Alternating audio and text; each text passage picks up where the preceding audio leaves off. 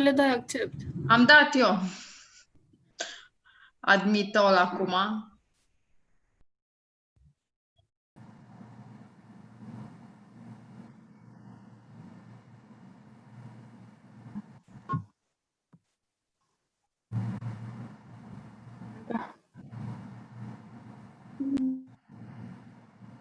Hello everyone, this is our second meeting with Anna Todd, our greatest author at Editura Trei, and we are happy to welcome her for the second appearance in the Festivalia, which is the online young fiction festival organized by Editura Trei and Cărturești.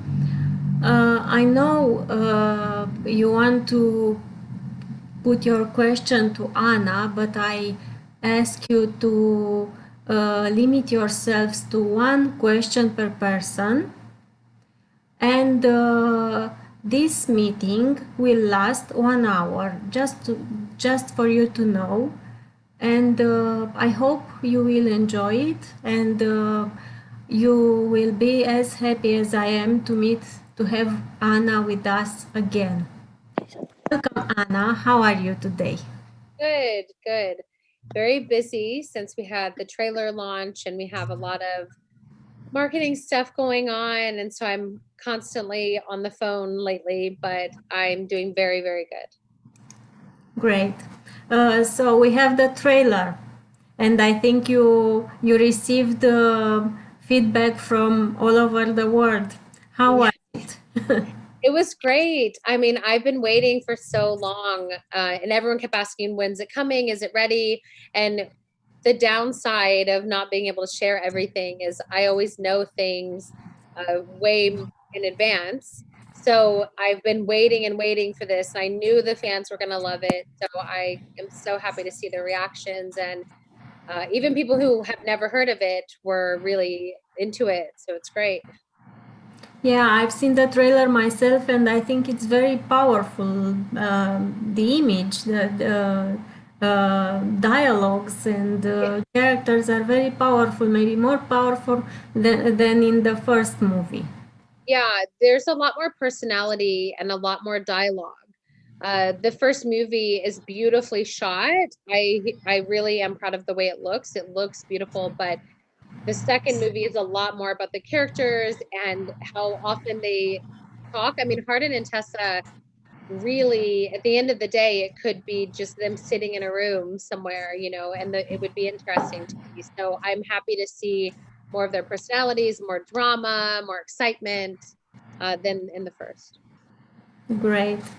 I know kids are waiting for the questions, and I will start by asking you something I received by email from Kira McCarthy. This is her message. When writing the After series, and you mentioned Ken abuse with regards to his drinking, how did you manage to get the rawness for this? It was as if it was experienced firsthand. I am currently going through the same experience with my dad and would love to know what inspired you to do this kind of story for Ken, and if you have any advice at all. Yeah, first, that's a powerful question.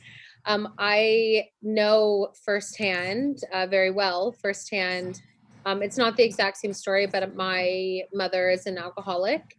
She has been my entire life. I have spent a lot of time trying to navigate my relationship with her and trying to help her. And, you know, I've been through a lot of trauma. The more comfortable I get talking about it, the more you guys will hear about it. But I have been through in a pretty heavy amount of trauma, and it's really hard to be the parent or the child of an alcoholic or anyone with an addiction. I would say, depending on your age, I would say distance as much as you can. You are not going to be able to fix your parent. I've spent my entire life being the mother of my mother and trying to, not only my mother, a lot of people in my family have addiction. My biological father was an addict before he was killed. I just have a lot of experience with addiction and abusive parents, and I would say boundaries are the biggest thing. It's very hard. It's the hardest part of being a child of an addict is setting boundaries. I'm still figuring those boundaries out, but my advice would be protect yourself and protect your energy, because your parents' job is supposed to be to protect you, and if they're not doing that, you have to be able to protect yourself, or you're going to be more susceptible to abusive people in your future. And that is, I mean, it's so hard. So I can't really, I wish I could give you solid advice, but I would say boundaries and protecting yourself and loving them. But that doesn't mean that you have to be in an abusive relationship situation with them because of their addiction. Thank you, Anna. The next question comes from Lina Hamici. Lina? Are you here? Lina? Okay. The next one is Aida Ștefania. Hi. Hi. Hi, Anna. I'm so glad because I'm here again. And my question for you is, who do you choose between Trevor and Hardin? Who would I choose between them? Yeah. I mean, Hardin. Yeah. I love Trevor, and Dylan really brings a different thing to Trevor that in the books, when I was writing the books, I didn't really like Trevor that much. He was really annoying to me and I didn't love him that much, but Dylan makes him so much more likable. And I don't know. I mean, Trevor would obviously be less drama and would be, you know, the easy choice for her, but I think when you're talking about real like love and who Tessa should be with would be Hardin, absolutely. Yeah, thank you. I love you so much. Thank you. I love you. Thank you. Our next question comes from Costin Este. Hi, so glad to see you, Anna. My question is, isn't it awkward when you're filming intimate scenes like shower scene or others for you and Hero and Joe? It depends on the scene. I wouldn't say awkward, but some of them are very vulnerable scenes. And to have a lot of people, even if it's a closed set and there's only one producer, the director, and the camera crew, it's still a very vulnerable thing to do, to be exposed in that way. So our job is really to try to make it not awkward.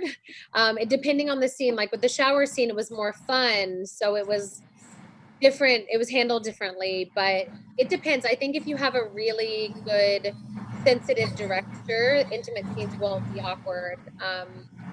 If you don't, then some actors will have a harder time with those scenes, but we try to make them fun, and my job has always been to try to make it as comfortable and fun and prepared as possible. Thank you. Thank you. We try again with Lina Hamici. Lina, this time could you connect? Hello. Hello. Hi. I just have a problem with my camera. No problem. No problem. Just ask your question. Okay. We are going to have the chance to see the story of Karina and Kale in have a film adaptation. It will be after We Feel and after Ever Happy, or Yeah, well, with The Brightest Stars, I can't really give any dates or anything because I would get in trouble, but it will most likely fall after the last two after films just because of scheduling and everything. But I'm not sure exactly yet, and I can't really give dates on where it starts, but I'm excited to see all of them come to life. Thank you, Lina. Thank you. The next one is Vera Fernandez Pedrosa. Hi. Hi. Oh my God. Oh my God. I love you so much. Oh, thank you. I love you. So I have a question about freight pages because like get a sneak peek on your website. And I would want to know how and when are we gonna have more information about it, because it sounds so amazing and like a big deal. So yeah. Thank you. Yeah, so you guys weren't supposed to know about freight pages for another like 6 months. My website was down. Well, they put it up to test something, and they didn't realize how excited the fans were, so they didn't even think any fans would see the website. And then you all found it, and they were like, "Wait, we're sorry, we're sorry." But I would say probably about anywhere from 3 to 5 more months before I really tell you all the things Great Pages is doing. But Great Pages is my production company and my media company and my something else that I can't say yet, that my goal in life really is to bring other stories to life, not only mine. So I started Great Pages to kind of create a new version of storytelling for women and girls and people like me who don't have connections and don't have the film education or the literary education. But there's a lot of like so many parts of Freight Pages that you'll find out very soon. And I'm happy that you're excited because it's a really big deal for me. And there's a lot of stuff that I'll tell you guys soon that is just, it's really exciting. Great. Thank you so much. We are so proud of you. Thank you. Thank you so much. Thank you. Thank you. The next question from Kira Veronica. Kira? Hi, sorry, my camera's not working for some reason. Okay. It says the host has stopped it. And I just wanted to ask about the UK. I feel like my friends in the UK will kill me if I don't ask. Do you have any update? Because we're quite developed with the virus now. So I just feel like we want to know if we'll get it in cinema or if it's going to be on VOD or if you have anything at all.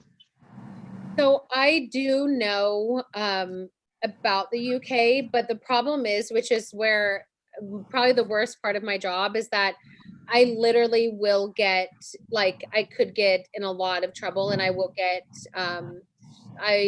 I work under people who will aggressively come after me if I share information, just because of the toxic way that some movies are filmed.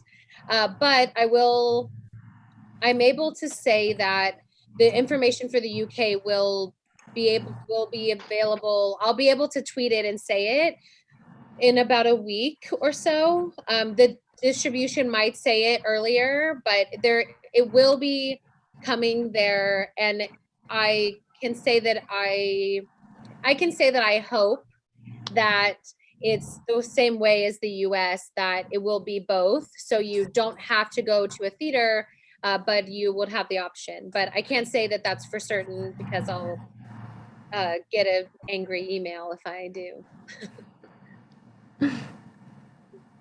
Thank you. Thank you. Thank you so much. I love you. Bye. I love you. Thank you. The next question from Afternator. Hi, Anna. Hi. I love you so much. I'm so happy to be here with you. Oh, thank you. I love you. My question is, if you publish more after books in the future, would you like to make a movie of those books too? I think yes, but it depends if how old the actors are. Like if it was something with Hardin and Tessa's children, then Hero and Joe could play the parents. But if it's something like you know, Hardin and Tessa that we haven't seen before. When they're 18, we can't really go back too much in time, but it depends on what it is. I would love to have something of like Hardin and Tessa when they're in their 40s, and Hero and Joe could play that even in their 20s. So yes, basically. Thank you. Love you.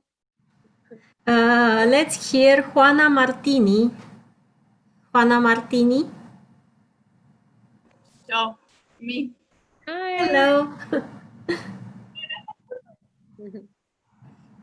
Sorry for It's okay.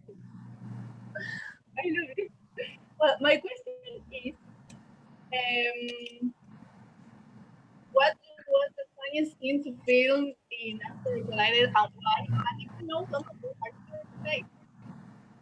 What was the second part? If you know something about Argentina release date. An Argentina release date? Yes. Okay, sorry, I couldn't hear you. The funniest thing to film, I would say there were what would be the absolute funniest was probably parts of the shower. There were parts of the shower scene that are very like intimate and like, you know, a lot of questions arose about how to film it and all these things, but parts of it was just funny when everybody's like wet and you have to keep filling up a tank and it's a fake shower and all these things, and there was like soap everywhere. Like it was funny in that way. I think you guys are really gonna love that scene. And then Noah's scene in the movie is really funny because Dylan Arnold is he's so funny. Like I wish he had more scenes in the movies because he's a really good actor and he's really funny. And then for Argentina is going to be, I do know the date, but I can't say it today. But it is going to be around the same time as the kind of earlier release dates. Thank you so much. You're I welcome. love you, Anna, so much. Love you. Thank you. Thank you. Thank you.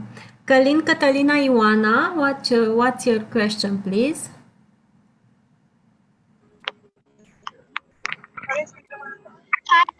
Hey. Hello. Oh my God. My question for you is, how old were you when you started writing, and how you found your inspiration? So when I started writing, I was 23, I think. Yeah, like 23-ish, 24. And I've always loved books since I can remember. I've always loved writers and the idea of writing, but I never thought I could do it. I just loved other people's books. And my inspiration came from fan fiction because I was a really big fan of One Direction and their fan fictions that were being written about them. So between that and my love of Pride and Prejudice and Wuthering Heights, I just kind of put all those things into one book, and that was my inspiration. Okay, thank you, Anna. I love you and your books. Love you. Thank you. Thank you. Adelina Heroiu. I'm here. Hello, Anna. I love you. Hi. Love you. I'm very excited to be here. And I ask you, how did you get the idea of writing After? Did you have a personal experience or something like that? So a mixture of different things. A lot of the stuff that Tessa went through, like with friends and things like that, I have very personal experience with, but the actual like Hardin and Tessa bet was not. I didn't have that experience, but I've been with my husband since we were teenagers, and I'm very similar to Hardin in certain ways, and sometimes my husband can be similar to Hardin in other ways, and I can be the Tessa. So when you're with someone for so long and you both have such big personalities, a lot of these like fights that we kept having in the beginning of our marriage kept circling again, and then eventually we figured it out. It wasn't as intense as Hardin and Tessa, and neither of us went to those extremes that they went to, but being in a relationship is pretty hard and universal as a whole, and you have to figure out why you keep making the same mistakes. So I have a lot of experience in that way. But the college environment and the virginity bet and all of that stuff was just imagination. Okay, thank you, Anna. Thank you. I love you. Love you. Goodbye. Thank you. Petra Polods, what is your question, please?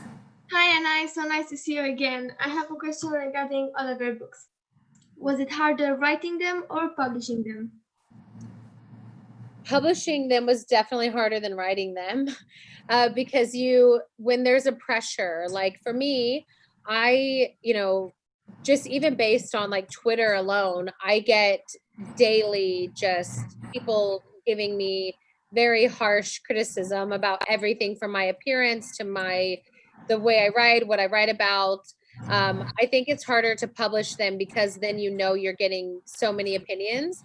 When I'm writing them, it's so fun and it comes so naturally because I don't have to worry about people attacking me or, bullying me or, very saying how strongly they feel about my writing. But I love publishing them too, though, because I love hearing what my readers think. So even if it's good or bad. So I would say both, but writing is a lot more fun than publishing. Thank you so much. I love you. Thank you. Thank you. The next one is Sorana Manea. Hello. Hi. First of all, I want to say I'm so happy for the trailer. It's so awesome. My question is, have you considered writing a new book series as long as After? So I have actually.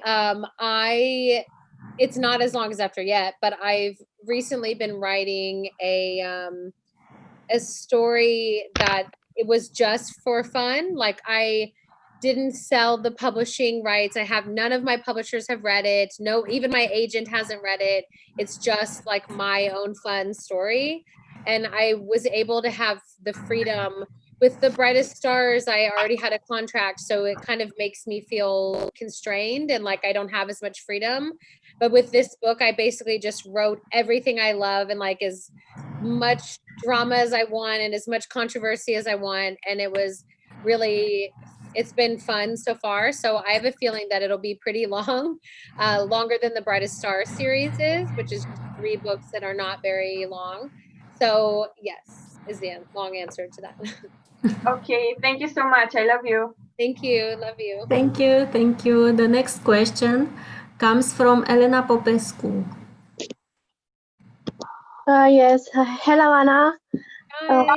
My question is, in the trailer, we can see a tattoo on Hardy's arm. That is Tessa tattoo or will be another? It's a different one. It's not the one for Tessa. That one that is a barbed wire mixed with a honeysuckle, which is from Wuthering Heights.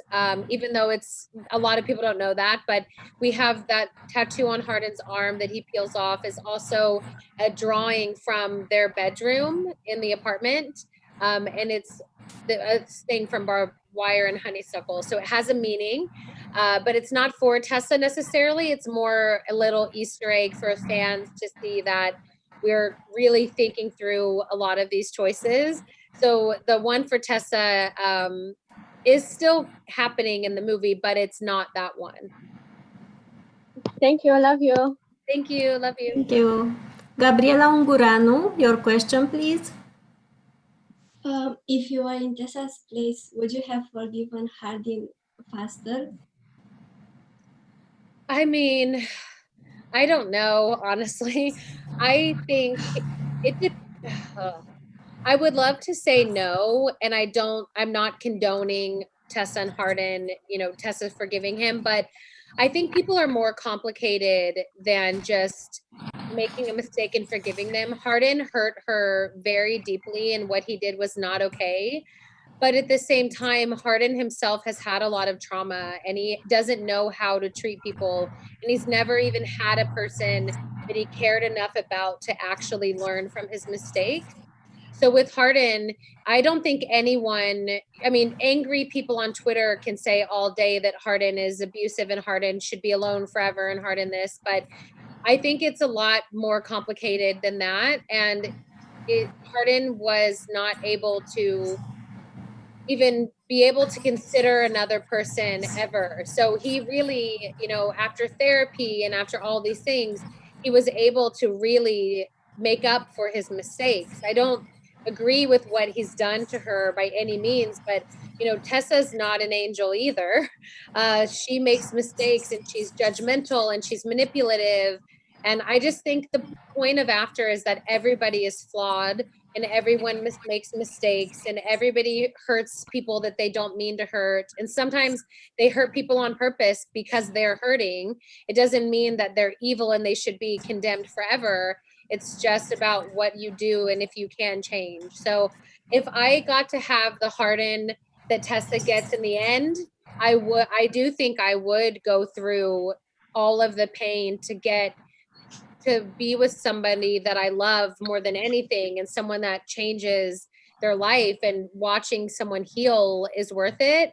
But I'm not totally sure. I think I would have handled it differently. Like I'm a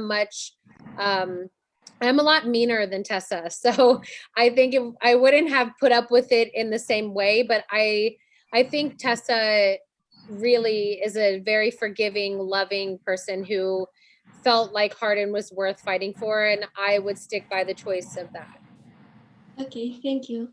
Thank you. Sara Maria, your question, please. Hi, Anna. Hi. I love you very much in your books too. And I have a question for you. Which is your favorite book from your series After? I would say probably After We Fell and the beginning of After Ever Happy are my favorites. I love After We Fell because it's the longest one, and I really gravitate toward darker themes. I really, writing about Tessa's dad and writing about Hardin's trauma and writing about both of their trauma was the most therapeutic part for me. So I really enjoy exploring darker themes. So I love the first After because it's the first one and they just meet and it has that like excitement that will always be so special to me. But if I had to choose, I would probably say After 3 and beginning of After Ever Happy. But all of them, I love them equally, but those were the most therapeutic and the most interesting to me to write. Okay, thank you. I love you. Thank you. Love you. Next one is Teo Budiu. Hi, I'm so happy to meet you. Oh, thank you. I have just a question for you. If you could, what else would you add to the After series? Do you mean the books or the movie? The books. Okay. In the books, I would have probably made After Ever Happy at the end longer. I was under just being a newly published author and everything was moving so fast and we were putting out the books so fast that I didn't really have, honestly, I just didn't really even have the time, and the publishers didn't have the time for me to be able to write a longer epilogue. So I think I would have given the readers a little more happy Hardin and Tessa at the end because they worked so hard to get there that even now when I look at the book and the ending, the part that they're happy is like this big and the struggle is like this big. So I think just even for the readers and for the characters, I would give them more moments with their kids and more moments showing them as adults that after they grew would probably be what I would add. Thank you. I love you so much. I love Thank you. Stefana or Stefana, I don't know. Your question, please. Hi, we love you so much. Oh, you guys, I love your shirt. Thank you. So our question is, how did you know that Hero and Josephine were the perfect Hardin and Tessa? For me, for Josephine, I mean, it took like 3 seconds. We knew immediately, and unfortunately we had already cast someone. But Josephine is not only physically, but physically for one, she's just exactly what I imagined.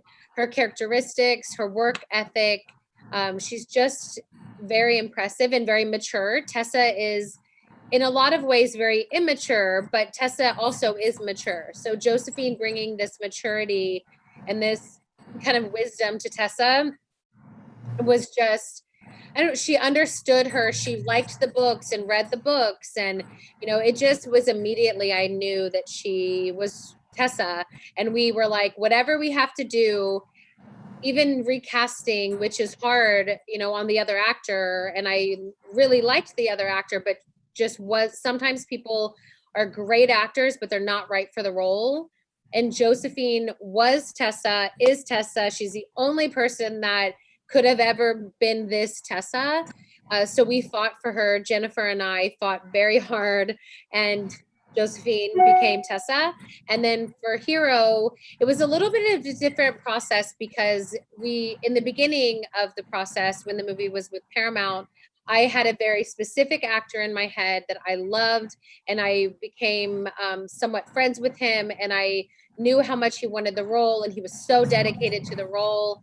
And then when the other people started getting involved and other producers and people were talking about, you know, he was too old to play the character. And then we started looking at younger actors, and then there were 3 left. And we just, I mean, you just know, like, you just know. When I met Hero in person, I just knew. When you're watching tapes and stuff, it's different. But when he came in the room after he left, I knew, like, immediately. I'm like, even if everybody else disagrees, I know that he should be Hardin. And I stand by that. And I am very proud of him and Josephine. And I think that we're very lucky to have both of them. I know a lot of times the fans get frustrated because they're not active on social media and all these things. But at the end of the day, what matters is that they care about the movies and they care about being Hardin and Tessa. And they're just, you guys have to remember, like, they're brand new, you know, it's not a normal thing to suddenly become an overnight success. And then you have all these people that want to know about your life. It's going to take them a while to be like as comfortable online as the fans want them to be. But to me, what matters is the way they portray the characters. And even if they never post on social media, they are bringing everything they can to these characters. And that is what should matter. So I love them. I support them. They're the best Hardin and Tessa. It is what it is. Thank you so much. Thank you. Love you. Bye. Bye. Andra Cristiana. Hi. First of all, I hope you will consider coming to Romania for the promo tour next year. Oh, me too. My question is, what was more challenging and funny for Hero and Josephine to film between the ice skating scene and the yoga scene? The ice skating scene. The ice skating scene, because we had a very different idea creatively than the director of what the scene should be. And to me, it should have been exactly like the book. And to some of the actors, should have been exactly like the book. And it's I think you guys will still love the scene, but for me, it was harder because we were all on very creatively very different ideas. And at the end of the day, the director makes the final call. So that day was harder because we didn't agree on what the scene should be. And also, neither of them are good at ice skating. So that also was like, technically, even after we all were like, okay, fine, it can be this scene. It's very hard to ice skate while on tape, while you have 20 people around you and you're not really good at ice skating. So we had to use a lot of like inserts and actual skaters to pretend that they could ice skate, because neither of them are good at ice skating at all. So that was harder for sure. Thank you so much. I'm really excited to see the movie. Thank you. Thank you. Bye. Andrea and Delia.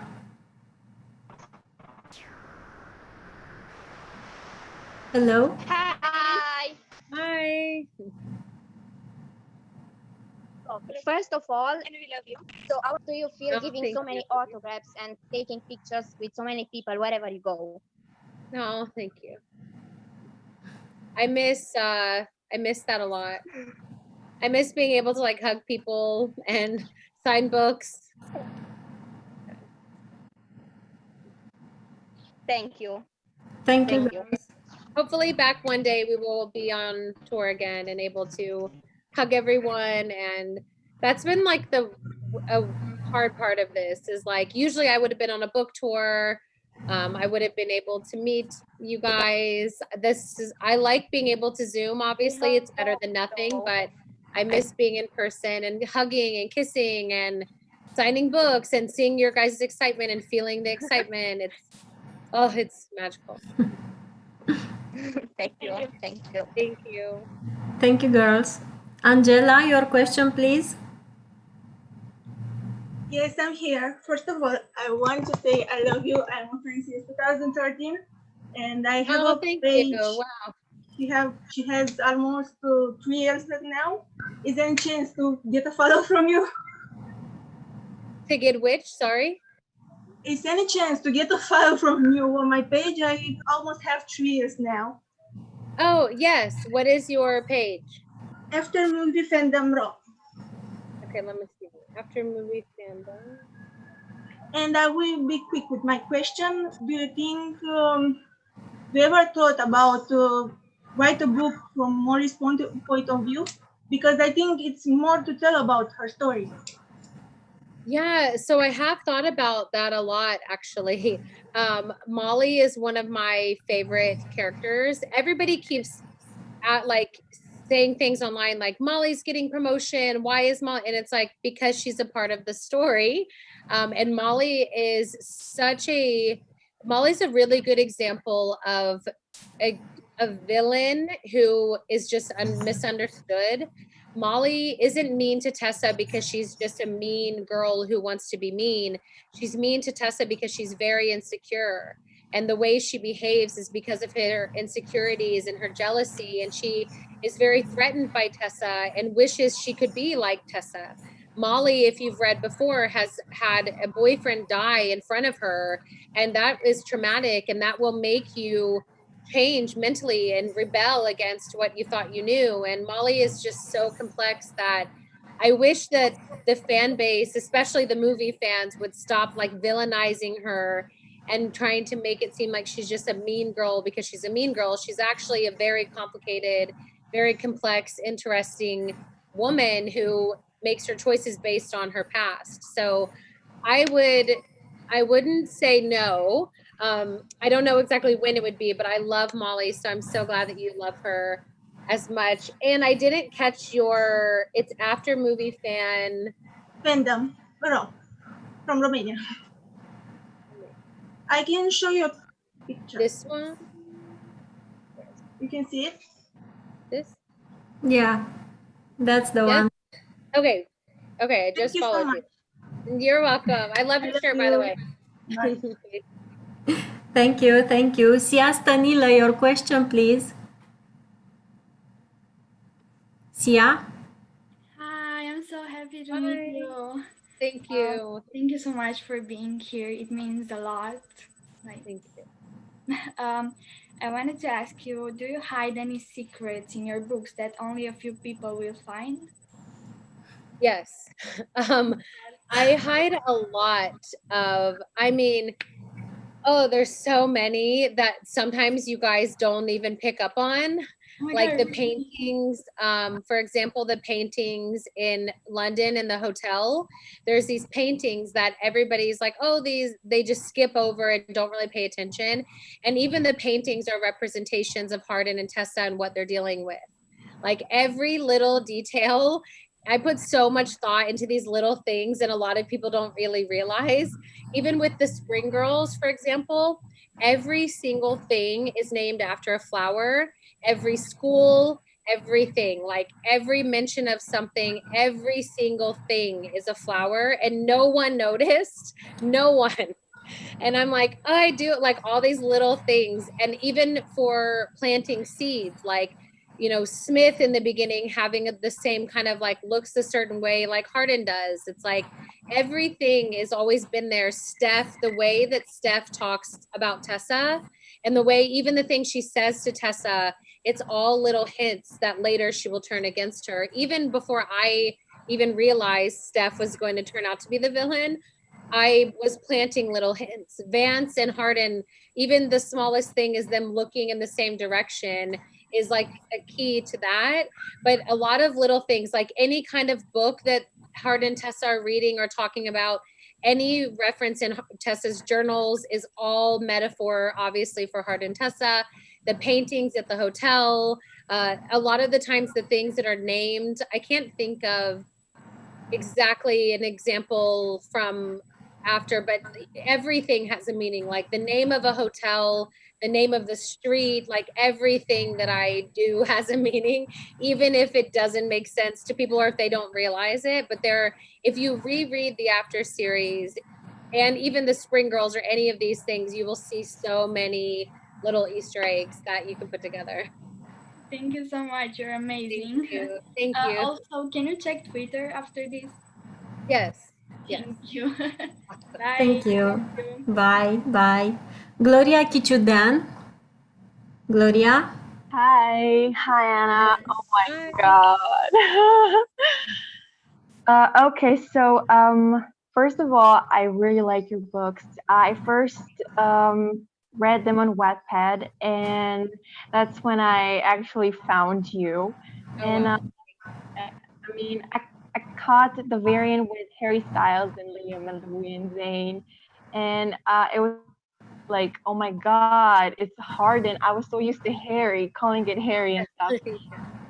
And I was so used with seeing Tessa as Indiana Evans. Oh my God, I was so amazed. But Joe is playing it so well. And now I'm just don't want to keep you so long. My question is, why did you choose Pride and Prejudice for Hardin and Tessa to fight about? For me, it was basically a metaphor and comparing them to the characters. I love Pride and Prejudice so much, obviously.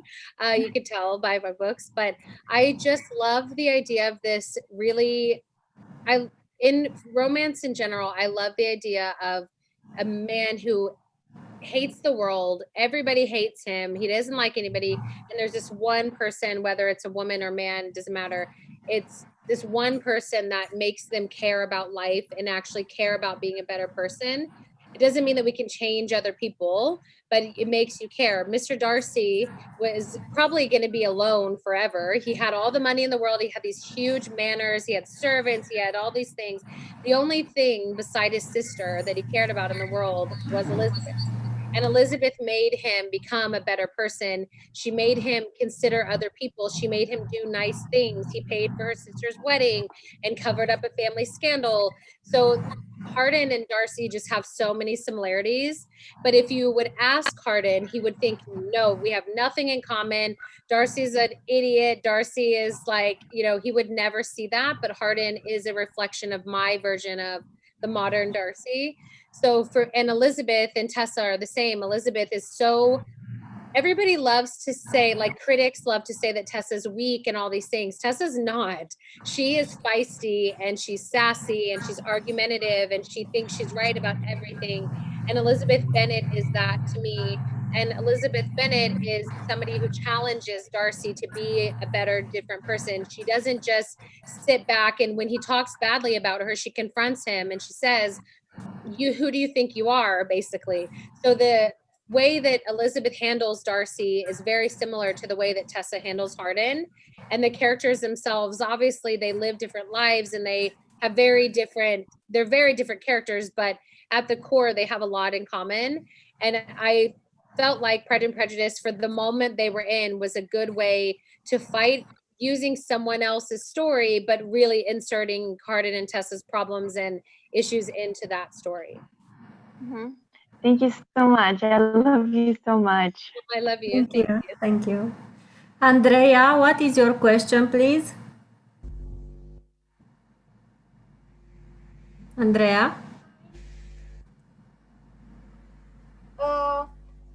What What inspired you to make the comparison between Hessa and Darcy and Elizabeth? Well, I'll give this fast answer. Yeah, I just answered it, so hopefully you heard it, but I'll give a fast one again. Basically just that at the core, the characters are very similar.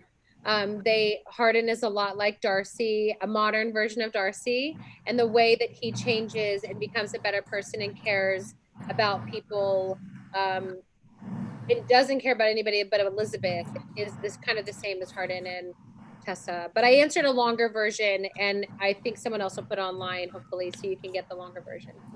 Thank you. Thank you. Love you. Ilinka, your question, please.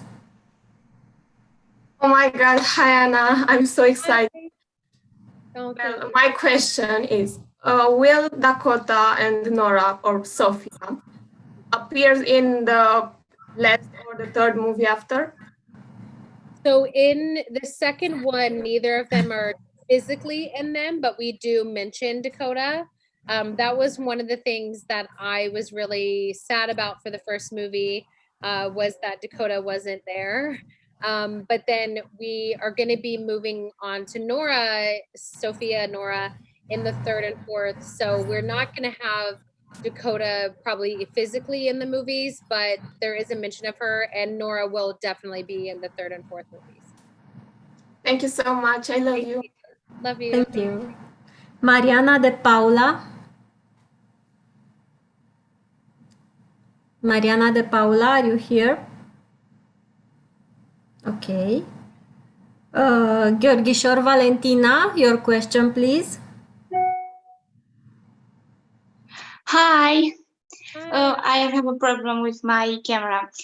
So my question is, do you think the movies you produce or the books you write have an influence on today's teenagers?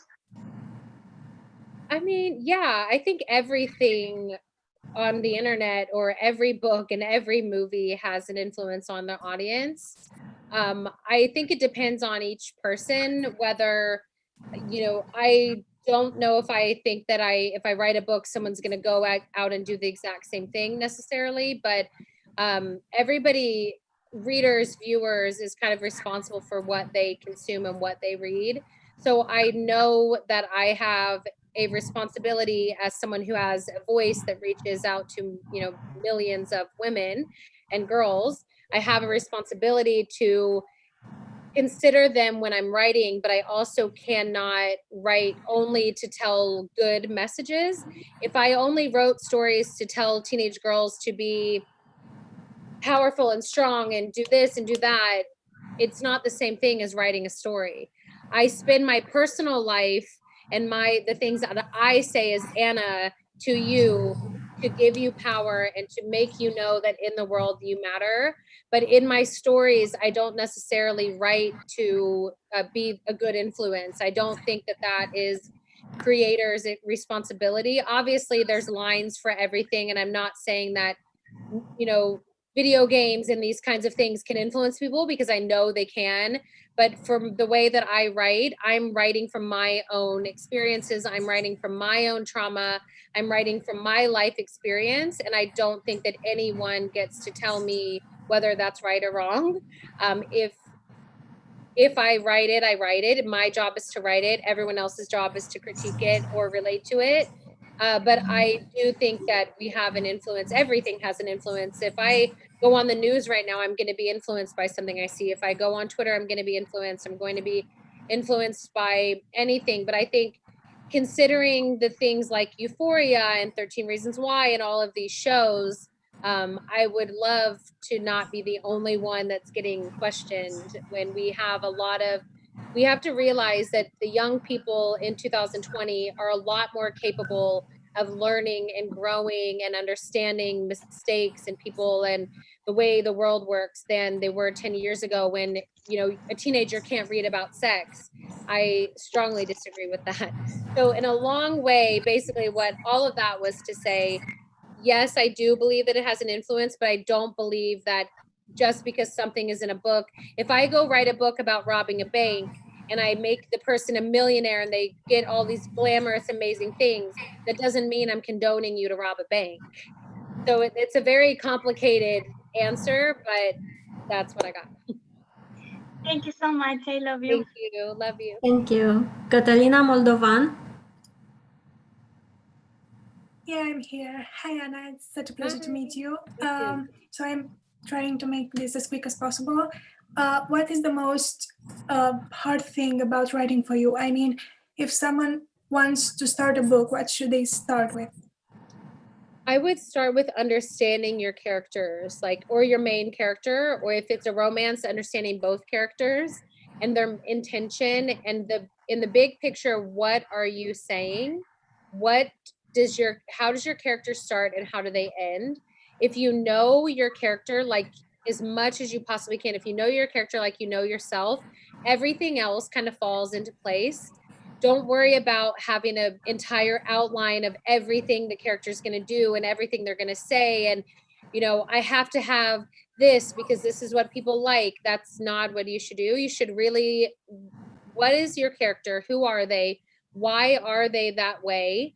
What message am I getting across? Am I getting across the message that, for the Hunger Games, for example, the message was fighting a violent dictatorship, tyranny world and saving the world. In 50 Shades of Grey, the message is loving someone unconditionally and adapting your life for them and the complications that can come when you're with someone with sexual trauma and kinks. With After, the message is you can't change anybody. You have to change. They have to want to change themselves and you have to put yourself first. And sometimes you're away from them longer. And sometimes the answer isn't the most romantic answer, but as long as you know your character, that is exactly where I would start. Think of everything about them, their parents, their grandparents. I like to think of my characters as if, Tessa, for example, if Tessa walks into a grocery store and she sees a woman screaming at her child, how will she feel? If Tessa walks into the other side of the grocery store, is Tessa going to choose a hamburger or a hot dog? Why? Is Tessa going to want to eat dinner alone, or is she going to want to have somebody around her? It's like these little things. If you think of your character as a full-fledged person, that is the rest of the story will come, because then you know what their problems are. Every character needs to have an arc and development. So if you can figure out how your character is, what they need to know about themselves and figure out in their life, the rest of the book will come. I wouldn't be as worried about the plot or if it's interesting enough, if there's drama.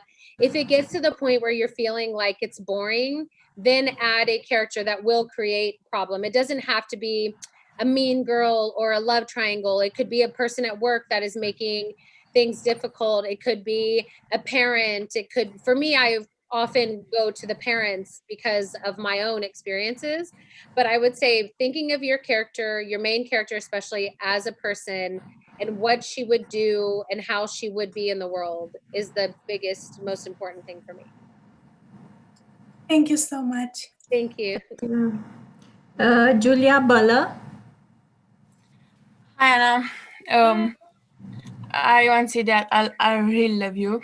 And my question is, have you ever talked with Harry Styles about After? I haven't directly. I feel like that would be, I wouldn't feel comfortable doing that because I just don't think it would be fair to him to like try to meet him or like force myself onto him in any way in that way. He's been a huge inspiration to me, obviously, and I respect him and I love him, and I want to support his career and all these things, but I haven't ever tried to personally contact him, even though for some reason Twitter has created a rumor that he has a restraining order against me, which is crazy and not true, and hasn't blocked me or anything. But for legal reasons, someone from my team has been in contact with his in the past, just to kind of, talk about everything before the books were out. But I haven't tried to contact him. No one invited him to the premiere of After. I don't want to violate his privacy or You know, I don't know how it would feel to have someone write a book, even though it has nothing to do with Harry Styles. I don't think it's fair for me to try to talk to him or meet him or anything like that. I love him, I appreciate him and want to support his career, but I would never go out of my way to try to meet him. I have had like third-party interactions, and I know how he feels about the series, which is not what the internet says, but everything else I'm gonna kind of stay private about. I understand. Thank you very much. Thank you. Thank you. Cristina Oliveira. Yes, I'm here. Okay. Hi. Hi, how are you? Good, how are you? Fine, thank you. First of all, thank you for that trailer. It's amazing. Like, I'm shook. Seriously.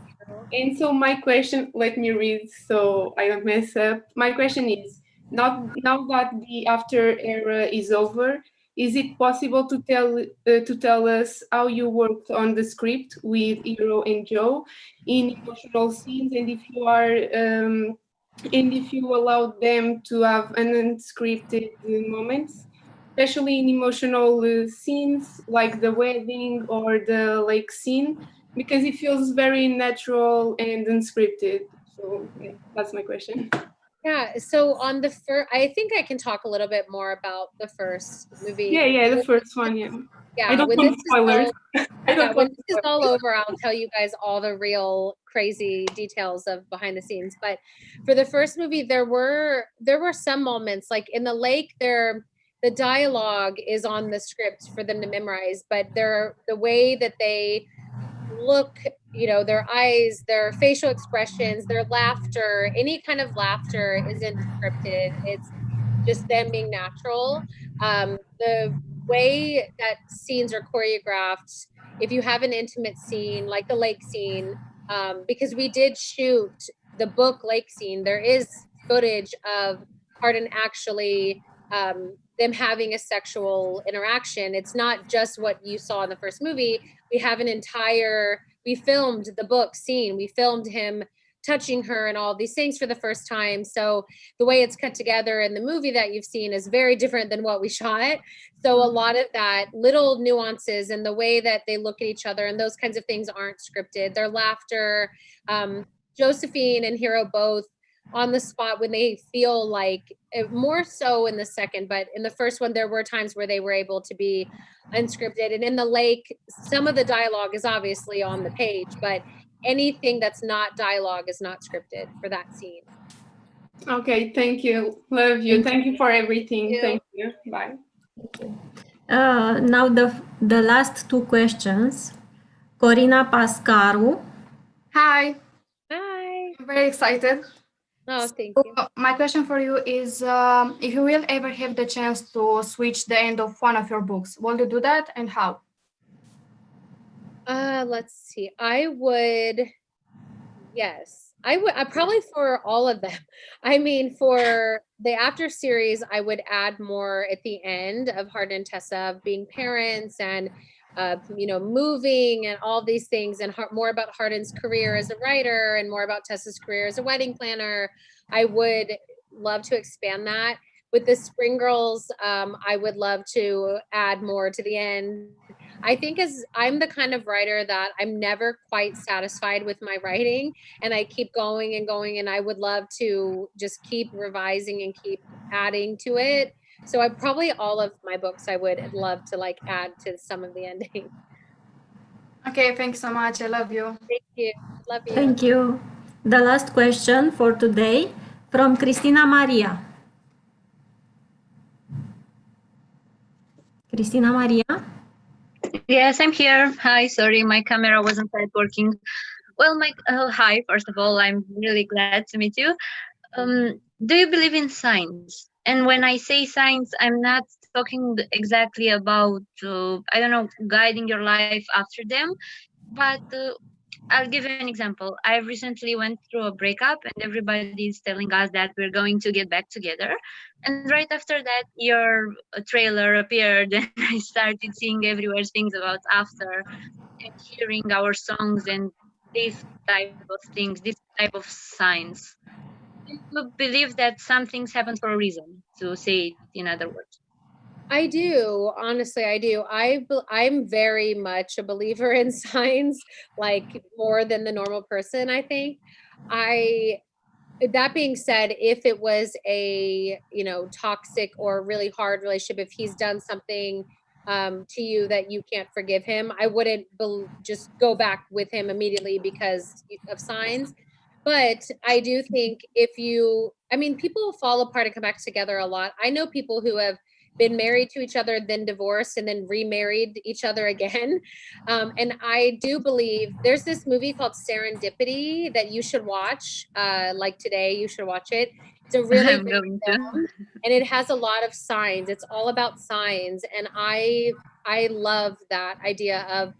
Sometimes I'll literally say to myself, if the next song on my playlist comes out and it's a girl or a female singer, then that means this. If it's a male singer, that means this. So I am very much into signs, and I think the messaging of can love overcome the past and how do you get back together after breaking, I think if I were you, I would lean a little bit into the signs and watch Serendipity. But if it's a bad situation, I would never tell you to get right back into it. But if it's a miscommunication type thing or anything like that, then I'm such a believer in signs. So yes. Okay, thank you very much. Thank you. Thank you. Dear Anna, thank you so much. It was again a marathon for you.